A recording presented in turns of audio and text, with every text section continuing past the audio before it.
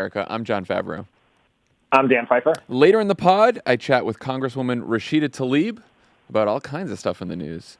Before that, we got a lot of news to get through, from the lawsuit that might undo the Affordable Care Act to the latest Trump scandals to some brand new polling we're releasing today about the 2020 primary. A few programming notes. We'll be releasing a bonus episode of Pod Save America on Friday featuring our interview with World Cup champion Megan Rapinoe, who will be dropping by Crooked HQ later today. The entire staff is very excited, Dan. That's awesome. That is very cool, and I'm very jealous. Yeah. Also on the latest episode of Pod Save the World, Tommy and Ben talk about Trump's Twitter fight with the British ambassador to the U.S., as well as big updates out of Iran and North Korea. And make sure to check out our new Crooked Minis series called Reclaiming Patriotism, hosted by former Navy pilot and congressional candidate Ken Harbaugh, featuring interviews with people like Pete Buttigieg, Tammy Duckworth, and Barbara Lee. It's an excellent series. Go check it out. Finally, we will be in Denver on July 17th and in Salt Lake City on July 18th. That's next week. The shows will be co-hosted by Hysteria's Aaron Ryan. So make sure to come see us live. Get tickets at crooked.com/events. There are still some available. All right, let's get to the news. Donald Trump and Republicans moved one step closer towards their longtime goal of destroying the Affordable Care Act this week, when 2 out of 3 judges on a Fifth Circuit Court of Appeals panel seemed amenable to the argument made by Republican plaintiffs that the entire law is unconstitutional now that the individual mandate has been eliminated by Congress. Dan, obviously the Affordable Care Act has had some close calls before. How did this particular legal challenge come about? How did we get to this place? So late last year, a very conservative judge in Texas struck down the law. And the argument behind it was that the individual mandate was unconstitutional. Now, in 2012, the Supreme Court held that the individual mandate was constitutional, but they did so by saying that the government could require people to have health insurance because they had the power to tax. In the Republican tax bill of 2017, they struck down the individual mandate. Thank you, Susan Collins. And so this judge said, since the Congress was no longer taxing, that they didn't have the power to do this. And then the judge said, because the individual mandate was unconstitutional, the entire law was. And so now it has come to this. So that was stayed. So the law stayed in place as this argument was happening. Went to the Fifth Circuit, I believe. They had this argument where they're going to test 2 questions. One, whether the individual mandate is unconstitutional if the government is not taxing. And 2, this idea of severability, where could you remove the individual mandate and keep the rest of the law? And so those are the 2 fundamental questions are, is the individual mandate constitutional? And if it is not, is it, quote unquote, severable from the law? And you got all of that because I took 3 constitutional law classes at Georgetown. I was going to say, I'm no legal expert, legal scholar. I'm not a lawyer. But there's 2 pretty common sense answers to the questions at the heart of this case that you just raised. One, is the individual mandate still constitutional? Well, it was like you said, it was held as constitutional because it's a tax and Congress has the power to tax. All Congress did in the 2017 bill was take the tax from whatever it was down to 0. So now there's just $0 of fine if you go without health insurance. So I don't know how that changes the constitutionality of it. And the second question, can the law survive without the individual mandate in place? Well, we've had 2 years since they brought the fine down to 0, and the law has survived. And so I don't understand this legal argument. And we should point out, by the way, that it's not just a bunch of liberals and Democrats who are arguing that this particular legal challenge, is absurd. There are some very conservative legal scholars, most notably this guy named Jonathan Adler, who is a law professor at Case Western, who had previously filed briefs against the Affordable Care Act when it was being challenged legally and it appeared before the Supreme Court. And now he's saying this legal challenge from conservatives is, quote, absurd. So Legal scholars from across the political spectrum think this challenge is absurd, and yet they found this judge in Texas who decided to decided to side with the plaintiffs, and now 2 out of 3 judges on this circuit court panel. One was appointed by one was appointed by George W. Bush. One was appointed by Trump, and they both, at least, during the argument, they seemed like they might be amenable to the plaintiff's case. So how scared should we be here? We should always be scared. Absolutely. There are reasons to not panic, and we can talk about those, but I found this very worrisome because the arguments flew in the face of reality. The arguments from the people who want to get rid of the ACA, yes, that was absurd, as it was meant to be. But the question judges asked, like Judge Elrod, who is, I believe, the Bush appointee on the panel, basically said Congress didn't make it clear that they wanted to preserve the law when they got rid of the individual mandate, except there are 2 problems with that. Congress had voted against repealing the law about less than a year before, or about a year before they voted to get rid of the individual mandate, and the swing votes on the individual mandate provision have said that they support the law. So there is actions that happen beforehand and comments afterwards, which should both make it pretty fucking obvious what Congress was trying to do here.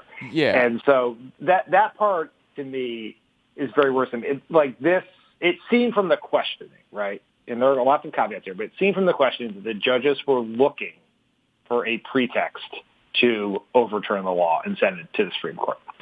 Yeah, what you were just talking about is that the judges are basically trying to divine congressional intent here. So did Congress intend to get rid of the whole law when they repealed the individual mandate? And one of the judges, who was the judge that you just said? Judge Elrod. Oh, yeah.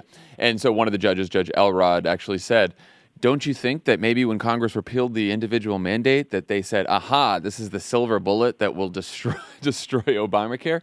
But like you said, the big problem is they had an opportunity to destroy the whole law. They voted it down.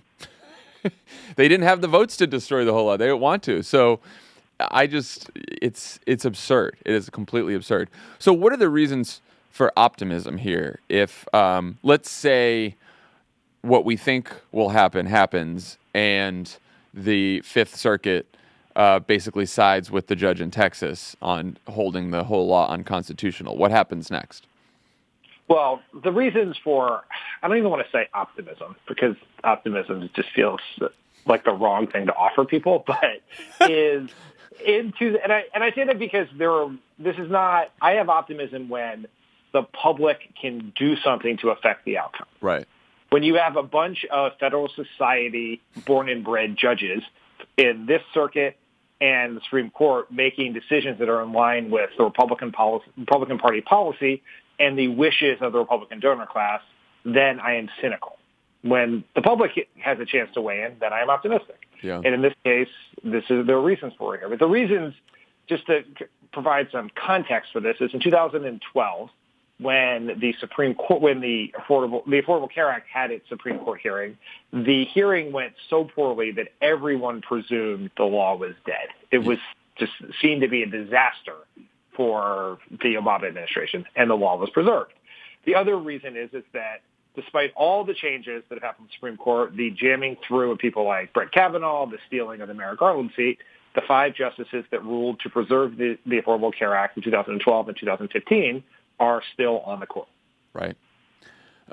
So we will see what happens here. The Fifth Circuit has to rule, and then if they happen to rule against the judge in Texas and against the plaintiffs, then the Supreme Court will probably never hear it, and the whole thing will be done. But if they do agree, then we'll have another, probably the third legal challenge to the Affordable Care Act to reach the Supreme Court, and this will also likely be in the middle of the 2020 election. So obviously there's tremendous political implications as well as the horrifying consequences that defeating the law would. So obviously there are tremendous political implications as well as the sort of horrifying consequences for Americans if this law is repealed. In terms of the political implications, let's start with the primary. Most of the debate thus far has been about whether or not to move to a single-payer system. How, if at all, does the debate change now that the Affordable Care Act is in jeopardy? Well, I think there's... Let me try that again. I mean, I think this is going to go two ways. For a candidate like Biden, who, in his big speech in South Carolina last weekend, is essentially trying to rerun the play that Hillary Clinton ran in 2016, which is to take on the advocates for Medicare for all or a single-payer system by trying to say, making himself the defender of the Affordable Care Act, right? That it is the Affordable Care Act versus Medicare for all, and if the Affordable Care Act is not around, that makes that a harder challenge.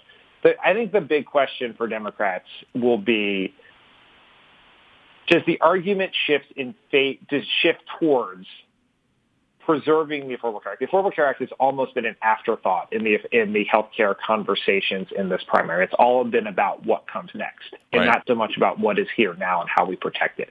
And I wonder whether it's going to, for some portion of the primary, of our very large primary field, we will start having more of a conversation about what is good about the Affordable Care Act, as opposed to what is missing and what needs to be added onto it or changed or scrapped to have a better, more affordable, more accessible universal healthcare system in the country. Yeah, I mean, it is probably useful to think about this like, sorry, let me try this again. It's probably useful to think about this in terms of we all want guaranteed universal coverage.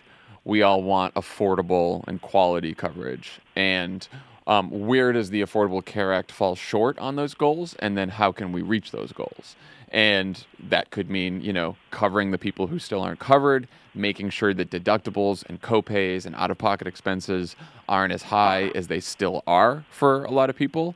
And I think the question is, can you achieve those goals by adding a public option or improving the Affordable Care Act in other ways?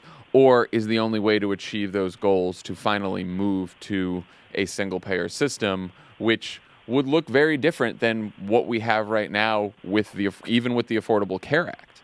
And I do think, Biden's people have at least hinted in recent weeks that this is where they want to take the healthcare debate. One Biden aide told Politico, "We're headed for a healthcare conversation in this party."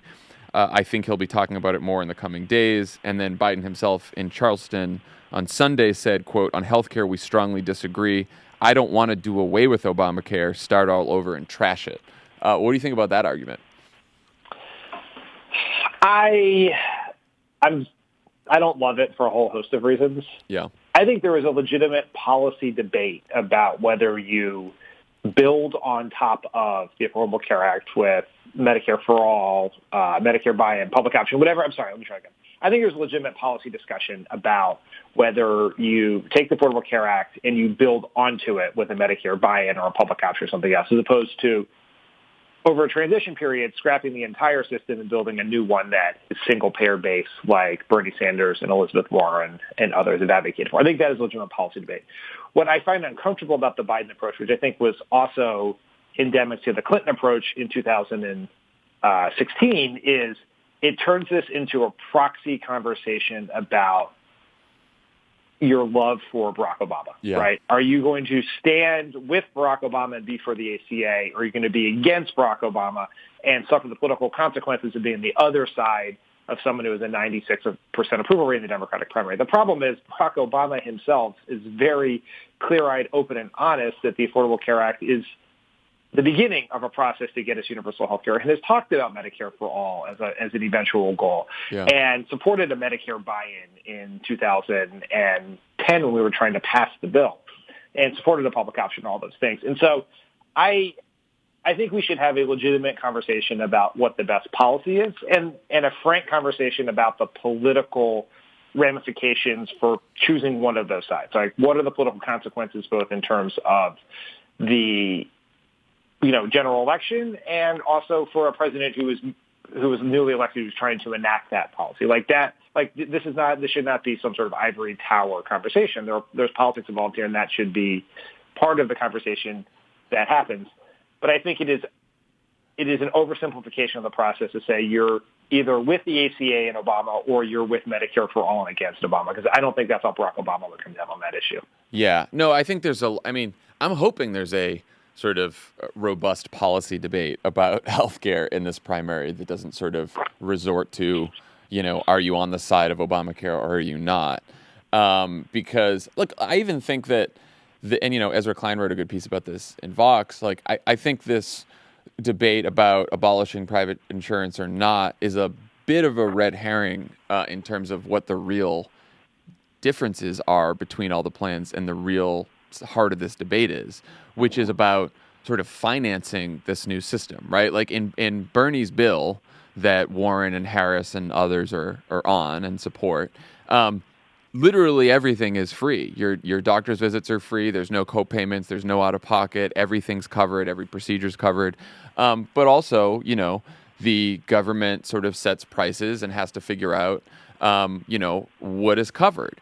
And to finance a system like that, Bernie's folks will say, well, you're not going to pay premiums anymore. So when you pay more in taxes, that's just you paying the premiums you would have paid otherwise. But it's not quite as clean as that. And there is this transition period, too. And so, no one has really laid out in detail exactly how you finance completely free medical care, Medicare that is more generous than the Medicare program we have now and more generous than most countries with a single payer system. And the question is, how do you finance that? And who pays what? And what do the tax increases look like? And what do the reimbursements to the hospitals and doctors look like? And these are all really important questions that go far beyond, are you going to, quote unquote, abolish private insurance or not? Right. Even though that is an important question, both because it may be the right thing to do, it may be the wrong thing to do, but it has implications, and it does make it sort of damages some of the comparisons to other countries who have government-run healthcare or single-payer healthcare that also still have some measure of private insurance. And that is an element of the plan that is interesting and notable to a lot of people. Yeah. So if the Supreme Court kills the Affordable Care Act, it's pretty obvious how it becomes a major issue in the election. If it doesn't, though, or if we're still in limbo, how do Democrats make the Republican threat to repeal the law a more central issue than it's been so far, since we've been talking so much about Medicare for all? Well, let's start with the worst scenario and work our way backwards. So let's say the Supreme Court strikes it down. What I would then recommend that the Democratic House does is immediately pass a version of the ACA that is almost word for word what we currently have without the individual mandate, and sends it to the Senate and forces the Trump administration to oppose it and all of those vulnerable Republican senators to oppose it and filibuster it. Like, that's what we should do. We should put, if the ACA is gone and if the parameters of the Democratic health care discussion has been the Affordable Care Act is the floor, and we're debating what the ceiling can be in the near term about the U.S. healthcare system, then we got to put the floor back in place.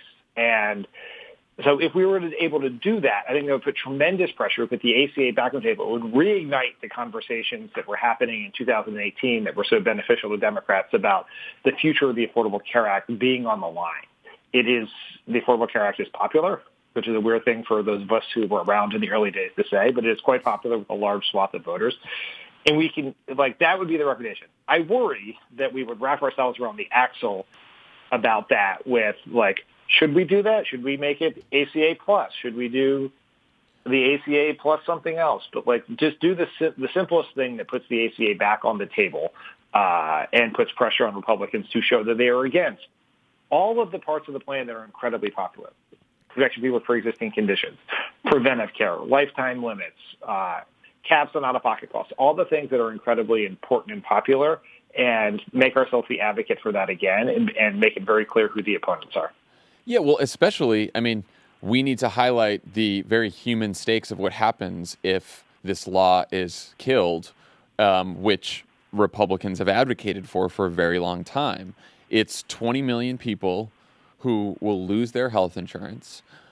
This isn't like, you had private insurance and then you transitioned to a government program like we're talking about with Medicare for All. This is losing your health insurance. You have no health insurance. This is all the prescription drug discounts in the bill go away. The protections for pre-existing conditions go away, so an insurance company can prevent you from getting insurance if you have a pre-existing condition, or drop you from your insurance if you have a pre-existing condition. It means young people can't stay on their parents' health insurance until they're 26 anymore. It's not just even the uninsured or people who buy insurance on the exchanges that get screwed here. It's millions and millions and millions of Americans who are paying less for their health care because of the Affordable Care Act, and who are protected from the worst practices of the insurance companies because of the Affordable Care Act. All of that goes away. And I think Democrats can very fairly lay that at the feet, not just at the courts, but of every Republican politician who's advocated for the repeal of the Affordable Care Act and voted for it numerous times over the last 10 years. And Donald Trump himself, who supports this lawsuit, who's filed brief after brief in support of this lawsuit. It is their fault that the Affordable Care Act is in jeopardy right now. And if the law dies, it is the Republicans' fault. And I think it's also good for Democrats to say, even if the Supreme Court upholds the law, well, it's nice that the Supreme Court upheld the law, but if you vote for Republicans, if Donald Trump is reelected and a Republican House is elected, this is exactly what will happen. They will finish the job. They have promised to finish the job, and they will kill Obamacare, and these devastating consequences will be felt all throughout this country. So I feel like that's got to be the argument, right? And the question is how you deliver that argument. Right? How do you get it in front of people? Right. Because here is the Affordable Care Act. Here's something that affects millions of people.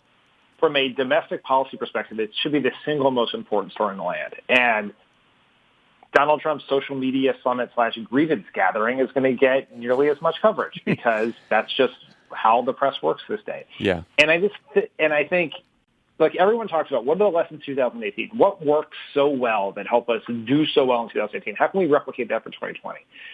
And the argument always comes down to is that the issue that was before the voters was about preserving the Affordable Care Act, right? And an argument against Republicans was about that they would give her the Affordable Care Act. And let me try that again. Let me start over. The argument in 2018 that was so powerful with voters was that Democrats would protect the Affordable Care Act, Republicans get rid of it, right, in order to pay for tax cuts for millionaires and Wall Street executives. But it is not true that all the news stories in the run-up to the election were about health care. In fact, none of them were. The reason it was on the ballot was because Democratic candidates and campaigns put it on the ballot by advertising about it digitally, and yes, on television, and elsewhere, and talking about it on the stump every single day. They did it with zero help from the press. Yeah. Right? And so, we see this, and you see it in all the talking points and press releases that we see from Democratic politicians and campaigns. It's like, oh, something's happening that will allow us to talk about the ACA for 5 minutes. And that's great. We should do that. Take advantage of the opportunity to try to get a little coverage. But the way you penetrate, there is no way to make healthcare a top long-term news story in this country, because that is not who the press is. That is not what the economic model of media and the digital ad age, that's not how it works. And so campaigns have to decide to do this. The presidential campaign has to decide to do this. Presidential candidates have to decide to do this. All the Senate and House candidates have to decide to do it. They have to invest money in doing it. And the Democratic super PAC and party apparatus has to invest money in doing this. And they have to start now. Yeah. Every candidate for office, every Democratic presidential candidate, every candidate everywhere else should be saying they want to take your health care away at least 5 times a day. I mean, it's like it's got to be a central part of the message. And you're right that you have to be creative enough and persistent enough that you get this message out in a way that doesn't rely on the media that has ADD. You can't rely on them to do it. You can't wait for opportunities like this. You just got to keep saying it every single day. I am a broken record on this. I'm going to scream about it till my head explodes, or we win this election, whichever comes first, which is if you think the mainstream media, everyone from the New York Times to CNN, is the primary vehicle for getting your message in front of voters, you are going to lose. Yeah. That was barely true 10 years ago. And in this age, particularly in the era of Trump, it is impossible. It cannot work. It is a strategy doomed to failure. It was a lesson in 2016. The lesson of 2018 is that there is another way to do it, and we have to adopt a new fundamental understanding of communication in the modern age. Yes. End of rant. Agree. Another place where the Supreme Court may soon step in again is the census scandal. After Trump announced this morning that he'd be adding, after Trump, I should say, he's going to announce it today. Another place where the Supreme Court may soon step in again is the census scandal after Trump announced today that he'd be adding a citizenship question through an executive order. Dan, can he do this? What's the issue with Trump's latest move here?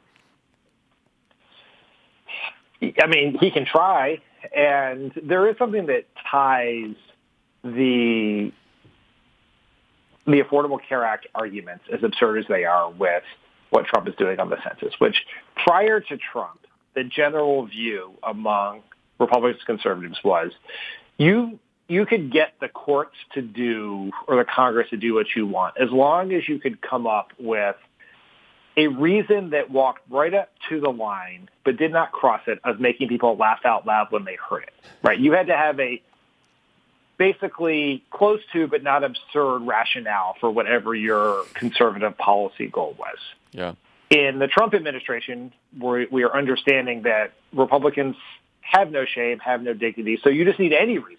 And so the rationale both for getting rid of the ACA and the rationale that they are coming up with for putting the census question on the citizenship question on the census are absurd, but they very well may work because conservatives just want to do what conservatives want to do, and they will accept almost any reason in the world. And we know it's absurd. You guys talked about this a lot on Monday, was because they already said what their reason was, and now they are coming back after a year and a half of stating what that reason is with a new reason.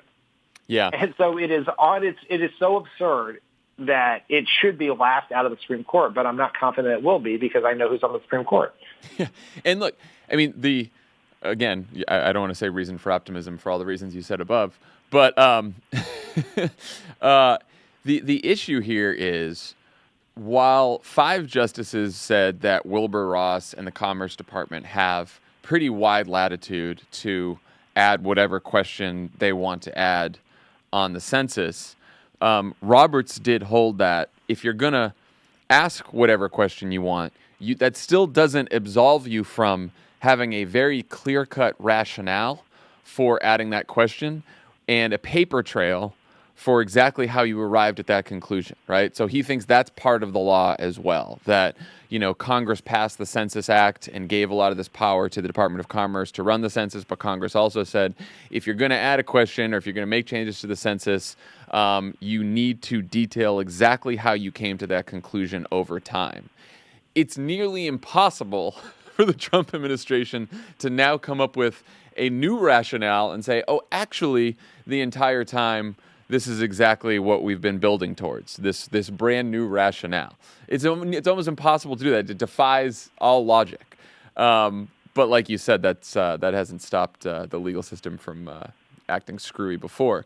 But just because Trump is issuing an executive order does not absolve him or the Commerce Department from still coming up with that rationale that John Roberts asked them to provide. So it's not clear that the executive order gets him out of this conundrum that he's in. But I guess this ends up at the Supreme Court again, right? I mean, it seems headed that direction. Great. Everything is in the country's future is just in the hands of John Roberts. That should make everyone feel pretty good. Yeah. All right, let's talk about what Democrats in the House are doing or not doing about the ever-growing pile of crimes and scandals around Donald Trump.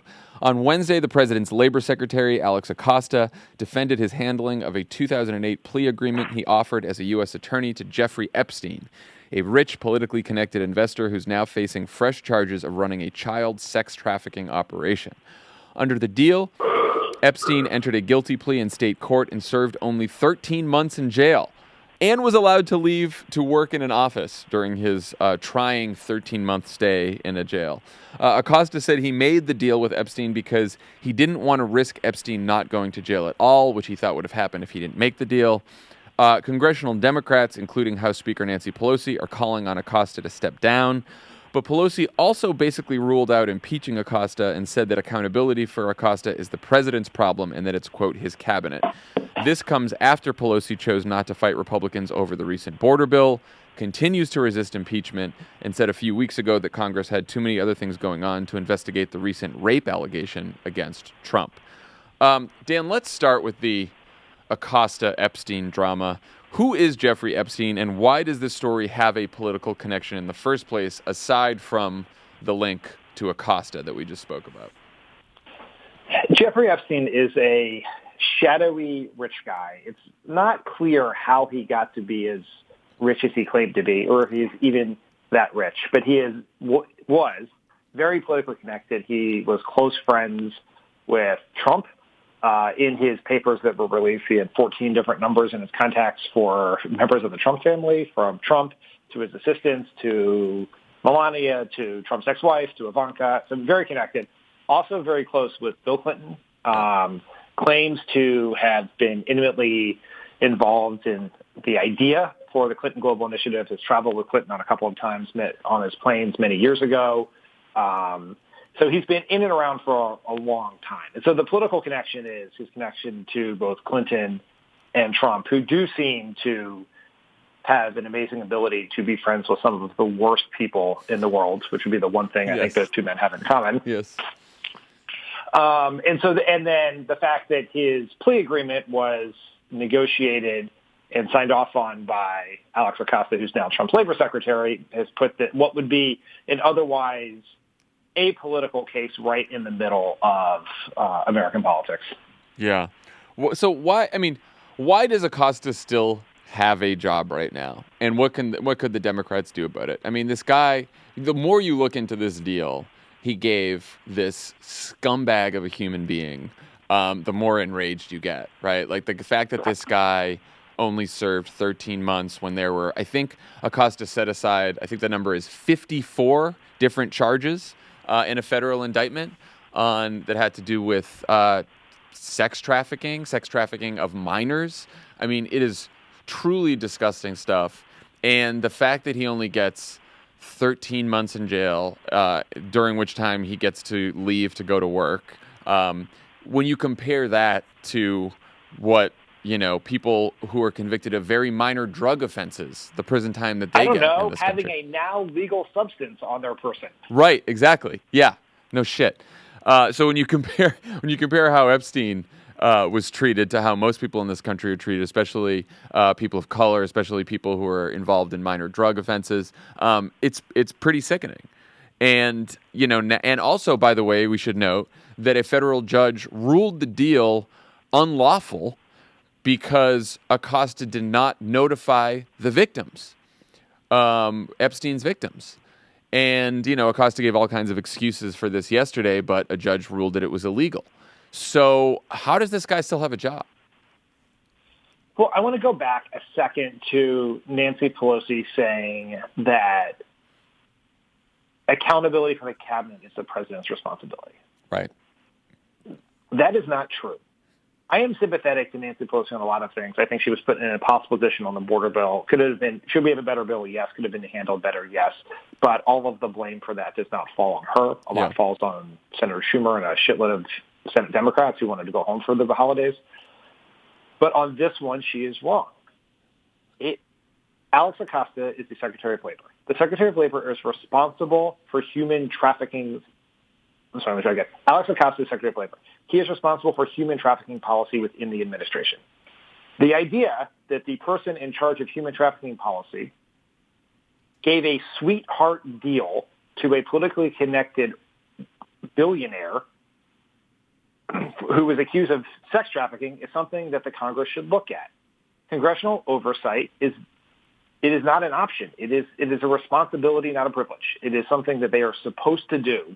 That is their job. And the idea that it is somehow that we're going to count on Trump to to enact accountability on people who have done things who have protected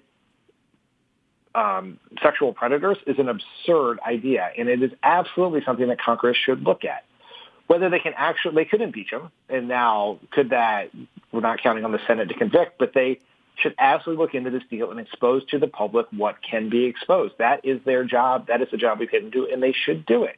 Yeah. And I think it is it is a bizarre abdication of responsibility from the congressional Democrats to not look into this. It really is. And I think it's really unfortunate. I don't even understand what political itch they're trying to scratch by avoiding this. Yeah, I mean, it does look like they, slightly reversed themselves yesterday when, I guess, Elijah Cummings, who is the chair of the Oversight Committee, sent a letter to Acosta asking that he come testify and answer some questions. Now, I don't know if a subpoena will be issued or what. I sort of wonder, I wonder what you think about this, if there's sort of a logic problem for Pelosi. Like, if she says that the House will look into and possibly begin impeachment proceedings against Alex Acosta, who covered up for a sexual predator, then isn't the question, well, then why won't you begin impeachment proceedings against a real sexual predator in the White House who also committed a whole bunch of other crimes? Like, to me, I feel like she has trapped herself. She has backed herself into a corner by every day seeming to close the door on impeaching Donald Trump, so that every other investigative question, every other potential scandal, everything else she's asked to look into, she starts worrying that if she goes down the road, that road leads to impeachment, which she doesn't want to do. Like, to me, it seems like this is the problem with not just saying, I don't know about impeachment yet, but it's an option and we'll see where the facts go. But instead, what she's been saying, which is, Donald Trump is self-impeaching, and I don't think we want to do this, and basically just throwing cold water on impeachment every day. It seems like she's trapped herself. Yeah, you're right. She has put herself in a maximum security prison of political caution, which is everything flows from that choice. Yeah, right? And the problem is it's pretzel logic, because the action, like, if you were doing the politics of it, let's just say you are Nancy Pelosi, you've decided, either you yourself believe or the majority of your caucus believe, that impeachment is a political error and we should not go down that path. So one option would be to try to shy away from investigations and oversight. The other way, which is what they're sort of doing it's like a fits and starts process. The other thing to do would be to aggressively investigate everything, and then if you are willing, if you find something, then you can maybe reverse your position on impeachment. But you're setting the end goal. You're working backwards from an end goal as opposed to just going through the process. Yeah. And I do think one of the things that is affecting our House leadership is, whether it's Clyburn or Steny Hoyer or Pelosi or a lot of the other people there, they've been around for a very, very long time. They are the products of their experience. And one of their experiences is in the 90s, when the Republicans took the House after the 1994 election.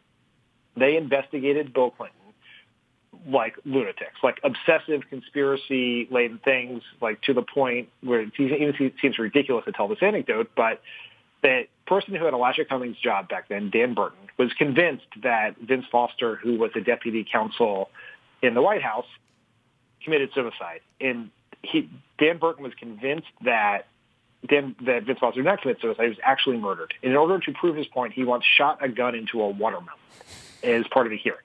And so they were insane. And the view in that time was the Republican zeal to investigate Clinton led to Clinton's reelection. And the problem is, Clinton is not Trump. Pelosi is not Gingrich. Then is not now. There is a different, because something happened in the 90s doesn't mean it's going to also happen in the 2010s.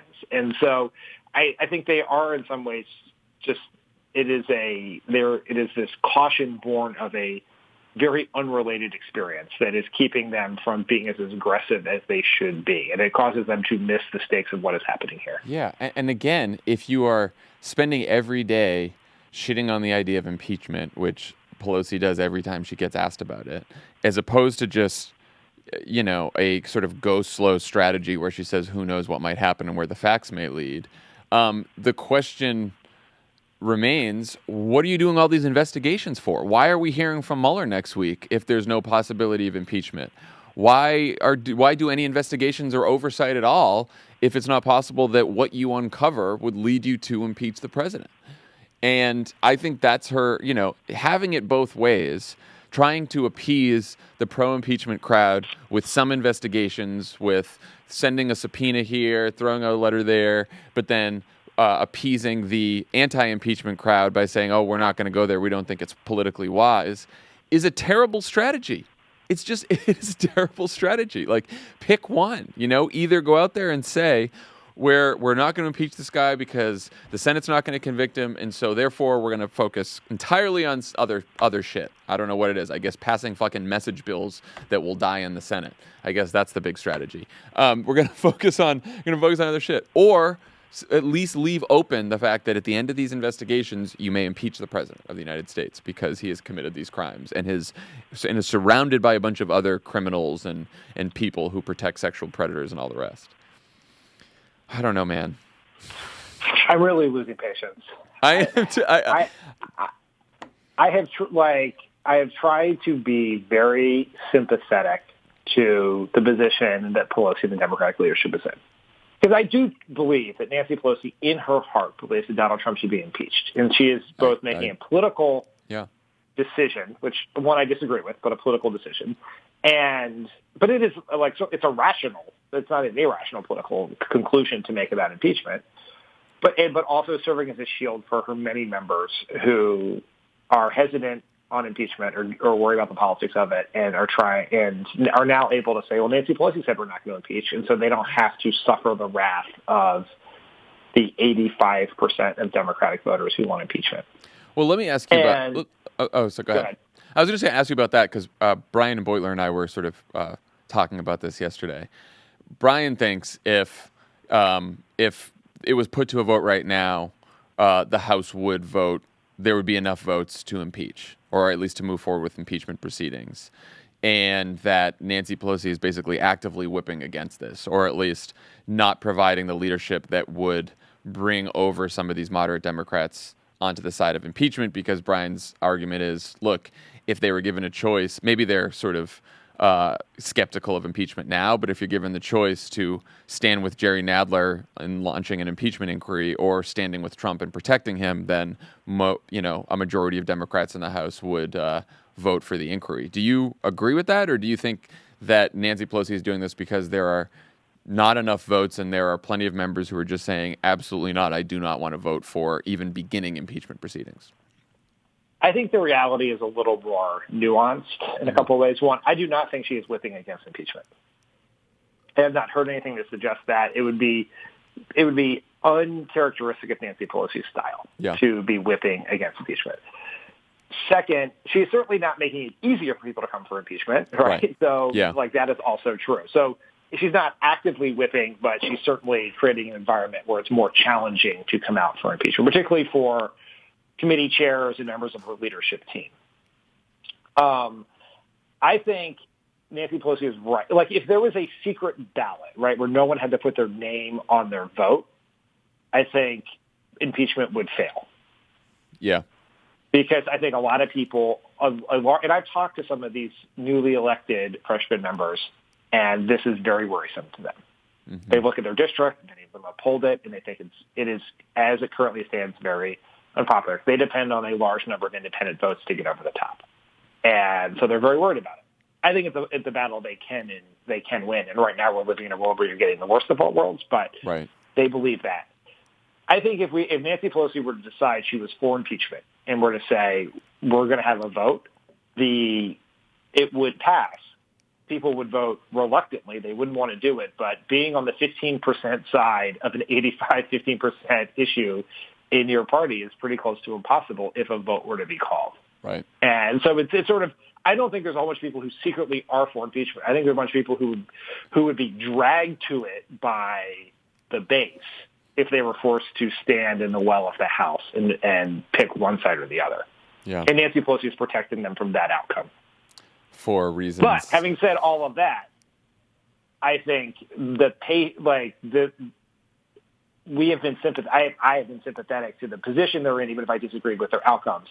But I think between the continued fight with the quote unquote squad, the sort of the half measure approach on this stuff, the way the border goes, but there's a lot to be very frustrated about how things are going. That does not mean the answer here is not to disengage from politics and disengage from the House issues. The answer is to re-engage with them and continue to put the pressure on them to do the right thing time and again. Yeah, I agree with that. Okay, let's talk about 2020 and the results of our brand new post-debate poll with our friends at Change Research.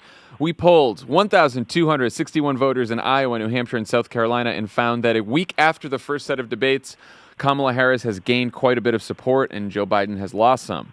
As a result, we see a very close race in the early states with Bernie Sanders at 19%, Elizabeth Warren at 19%, Joe Biden at 18%, Kamala Harris at 17%, Pete Buttigieg at 15%, and no other candidate above 3%. Harris and Biden are the only candidates whose numbers moved by more than 1 percentage point in either direction following the debates between our pre-debate poll and our post-debate poll. Overall, the survey found that the debates changed the minds of about a quarter of the voters contacted.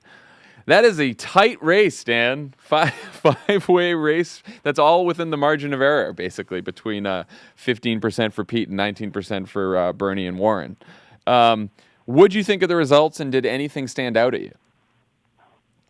Well, I think we now have established two very clear tiers. There had been several tiers within the race of maybe Biden at the very top and then Bernie in a second tier all by himself and a bunch of people competing for the third.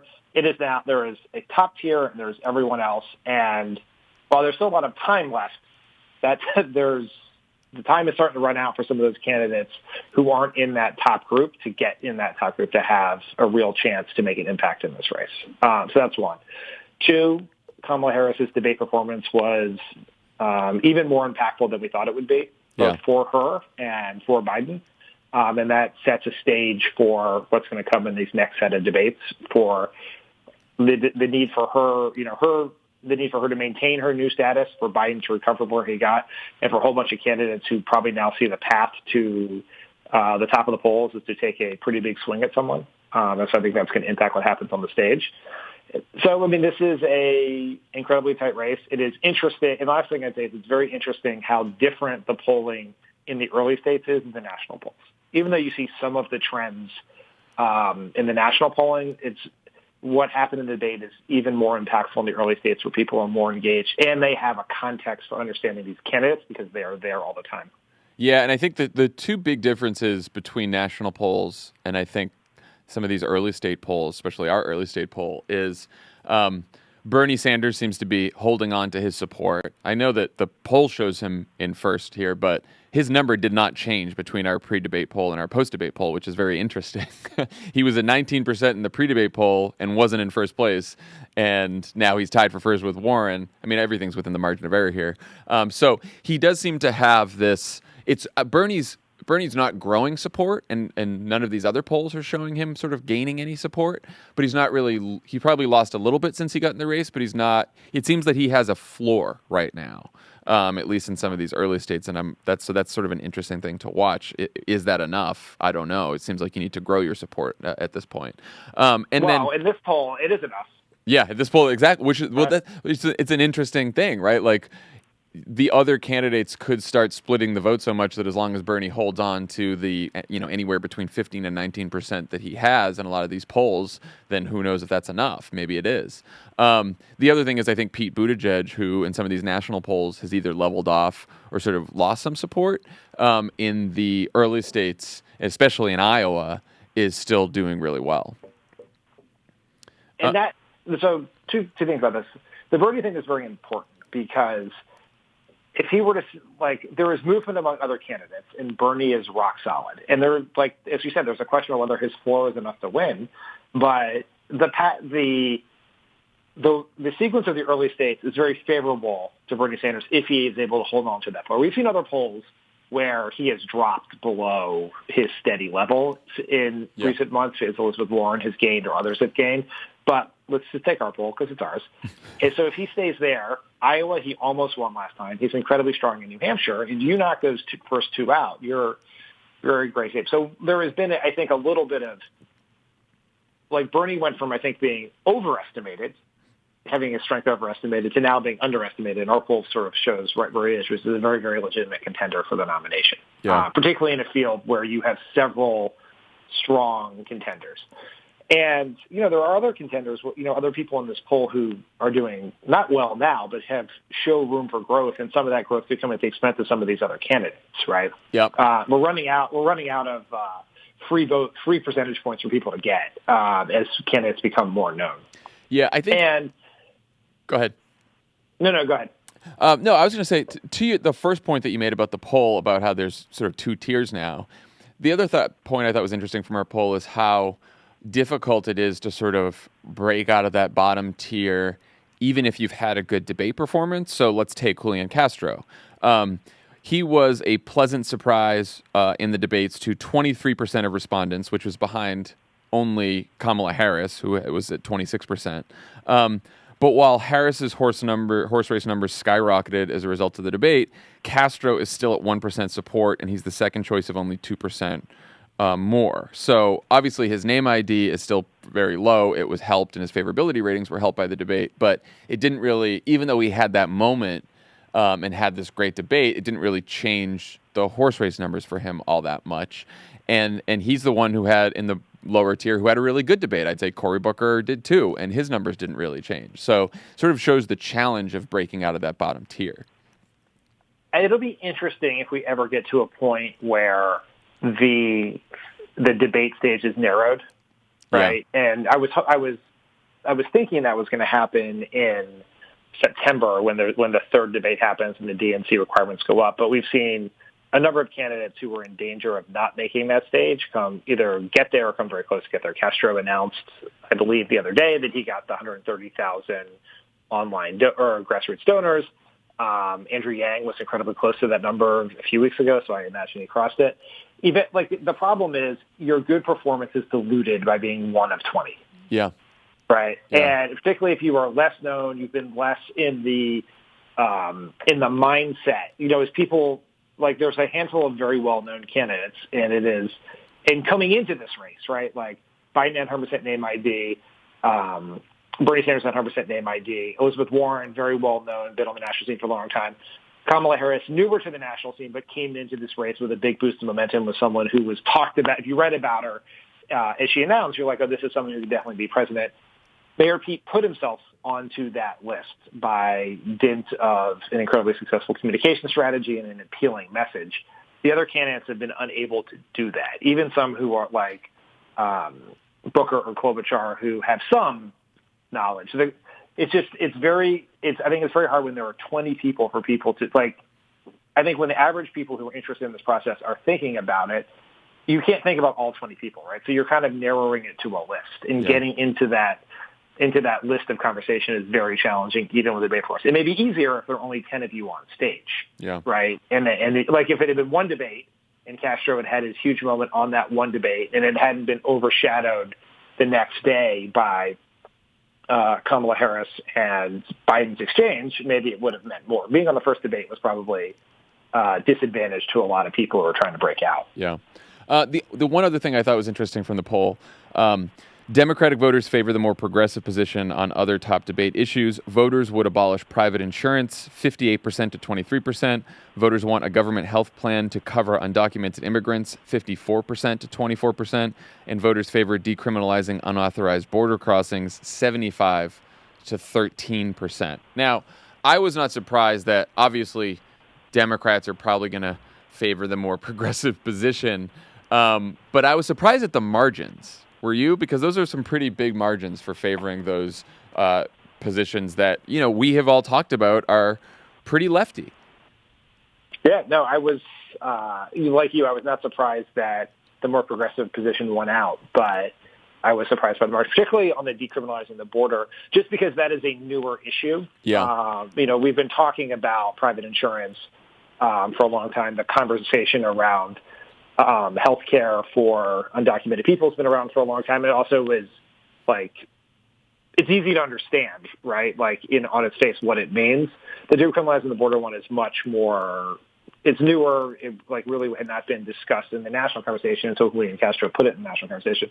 So I was surprised by how strong it does, and it does, I think, speak to the reaction within the Democratic primary electorate to the absolutely inhumane treatment of migrants and undocumented people under this administration, and the desire to move as far away from that as humanly possible. Yeah, I think that's right.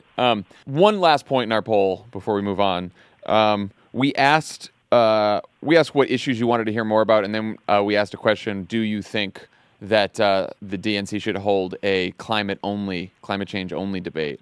And 65% of voters said they want a climate debate, and climate was the number one issue mentioned that people wanted to hear more about in the next debates. So I thought that was pretty interesting. Yeah, and I would just say one thing about this, which is if the campaigns wanted a climate debate, they could have one, because the campaign managers all speak to each other. They move in block. And so if Biden's campaign manager called, Kamala Harris's campaign manager called, Bernie Sanders' campaign manager called, Elizabeth Warren's campaign manager, and they said, we want a climate debate, there would be a climate debate.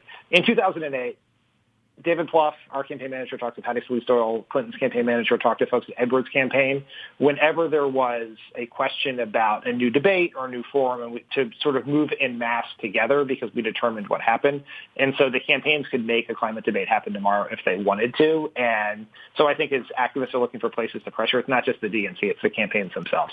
All right, last 2020 thing. This week we said goodbye to Congressman Eric Swalwell. He dropped out of the race, and then we said hello to billionaire philanthropist Tom Steyer, who has entered the race. You have any thoughts on the departure or the entrance of more candidates? Well, let's just say, we obviously had some fun at Eric Swalwell's expense after his debate performance. And he certainly had a lot of very cheesy lines, which is like, it's like all of our pet peeves. Right. And so we got annoyed by it. But I think we should at least say two things. One, he put gun violence prevention at the center of his campaign, and that should be applauded, and more candidates should do that. And he was very aggressive about it. And two, having the sense about when to drop out, having that level of self-awareness is important. And he had a reason to get out that only a handful of others do, which is he has another office to run for, right? He had to he wants to run for re-election to the House. So there was a point at which he was going to make that not a viable option for him, and other candidates would get in. So he had to do that. That really, I think, only applies to Seth Moulton and Tulsi Gabbard, who, if they want to run for re-election to their House seats, the rest of the candidates do not stand for election in 2020. So I don't know that this presages a massive exodus of candidates in the race. Don't forget Tim Ryan. Oh, yeah, Tim Ryan. Sorry. I like Tim Ryan. Yeah, also Tim Ryan. My apologies. Look, Tim Ryan. It's hard to keep track of everyone, man. I feel the same way about Swalwell. And look, you talked about him bringing sort of gun violence, making it central to his campaign. And, when he was on the debate stage, he was able to sort of force a discussion on the government buying back assault weapons. And a couple candidates committed to that on the debate stage. So good for him. That's good that he did that. What do you think about Steyer? Disclosure being that I know Tom Steyer and I like Tom Steyer, and I did some consulting work for Tom Steyer a few years ago. Mm-hmm. I just find it hard to imagine you're a human being who looks at this field, whether it's our poll or the other polls, or sees Kamala Harris or Elizabeth Warren or Mayor Pete or the former Vice President of the United States or Bernie Sanders, and says what this campaign needs is another candidate. Yeah. Right. This is a strong field. There are times in which people come in late to a field that people think is weak. There's supposed to be some sort of white knight savior candidate, and this field is in no need of that. Right. We have too many good options. We don't need another one. Look, Tom Steyer is the biggest donor of Democratic causes for all of the shit people give him about his ads on impeachment. He invests a tremendous amount of money in organizing and youth voter registration and fighting for climate change, and that should all be applauded. I certainly hope that the $100 million that he he has pledged to spend on this campaign does not come at the expense of those other efforts, because they're incredibly critical to a lagging progressive infrastructure that needs all the help it can get. Yeah. I mean, I sort of feel the same way. Like, I think that the most important question any candidate can answer is sort of like, why you, why now, and why not the other people? And, he made an attempt at answering that in his opening video and in some of his interviews that he's done. But, he said all these Democrats, have great ideas, but none of them are going to come to pass unless we stop the corporate takeover of our democracy. But, that's what Elizabeth Warren and Bernie Sanders are saying. And a lot of other candidates talking about sort of the, corporate influence in our democracy and have some great plans around democratic reform and how to do that. And so I'm still not quite sure, besides his $100 million, what Steyer brings to the race that other candidates don't have or have not offered yet. And I think he is going to have to answer that question, and that's a more urgent question for him to answer than even any of the other candidates, because he's decided to get into the race so late. And, you've already seen sort of Warren and Sanders sort of take shots at him by saying, like, those two candidates are out there and they've raised a lot of money so far from a lot of just grassroots donors without doing a lot of high dollar fundraisers. And they're out there saying, like, why do we need some billionaire in the race when we were able to raise the money we need from the grassroots? And I think that's a pretty fair criticism, Yeah, Trump's message in 2000, Trump, when he ran in 2016, told everyone that he would not be influenced or basically purchased by special interests because he was funding his own campaign. Now, he didn't fund his own campaign and was also bought and purchased by special interests, both at home and abroad. But that message was appealing. The difference between the Republican primary and the Democratic primary is the Republican candidates were all being funded by billionaire and pseudo-billionaire super PACs, and you have candidates in this race like Bernie Sanders, Elizabeth Warren, who are raising all of their money in a grassroots fashion. And so that's a harder, sort of the political advantages of self-funding will not be as prevalent in this primary as they potentially have been in the past or in the Republican primary. Yeah, I agree with that. Okay, when we come back, my interview with Congresswoman Rashida Tlaib. I'll do an outro. Thanks to Congresswoman Tlaib for joining us today, and we'll talk to you guys next week. We'll be on the road in Denver Wednesday night, but we'll have a pod on Monday before that, so we'll talk to you then.